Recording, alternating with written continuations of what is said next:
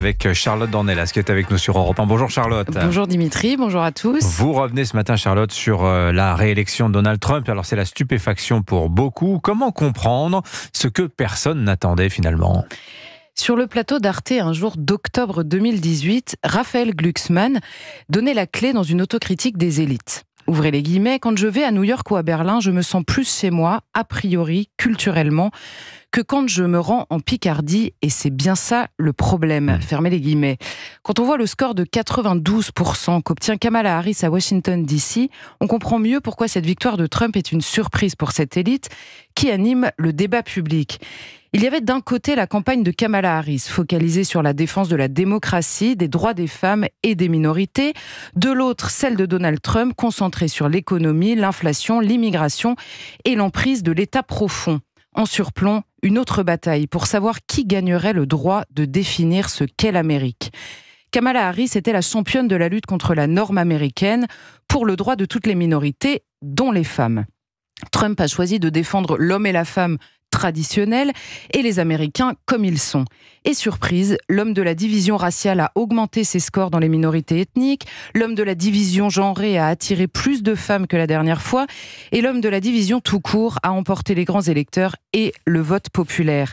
Surprise donc, la majorité veut compter. Surprise encore, être issu d'une minorité est une donnée, non une pensée. Et pourtant, Charlotte, les électeurs de Kamala Harris, qui existent aussi en nombre, ont évoqué la démocratie comme sujet de préoccupation. Donc tous ne sont pas de l'élite aussi. Et en démocratie, leurs préoccupations sont bien sûr légitimes, mais leur défaite n'en fait pas nécessairement un rejet de la démocratie pour autant.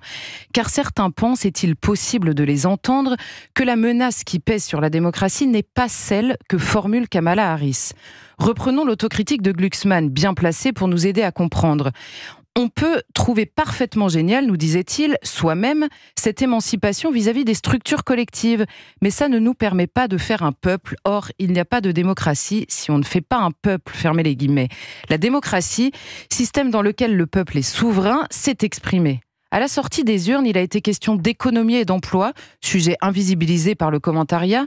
Il a été également question d'immigration et de wokisme, sujet difficile à critiquer, sans recevoir les insultes de ceux qui prétendent sauver l'Amérique de la censure. Ces électeurs ont choisi d'insister lourdement en usant de leur pouvoir à eux. Mais les électeurs de Donald Trump ne parlaient pas de démocratie, mais plutôt d'État profond. Est-ce qu'il y a un lien ? Trump a réussi une deuxième insurrection électorale par les urnes, malgré un système ouvertement hostile. Est-il permis de se demander si le système lui-même n'a pas perdu de vue que la volonté populaire n'est pas totalement étrangère, normalement, à la survie d'une démocratie ? En effet, ces électeurs voulaient, disait-il, exister malgré les velléités de l'État profond. Danger, préviennent certains, complotisme, insurrection, fake news. Mais la réponse tient en une question qu'aucun journaliste, pourtant jaloux de sa liberté, n'a osé poser. Qui a dirigé la plus grosse puissance mondiale alors que son président perdait la tête, information autrefois complotiste, elle aussi, mais désormais admise. On trouverait peut-être dans cette question interdite, là encore, les raisons d'un succès. Signature Europe 1, on méditera ce que vous venez de nous dire, Charlotte Dornelas sur Europe 1. Merci beaucoup Charlotte.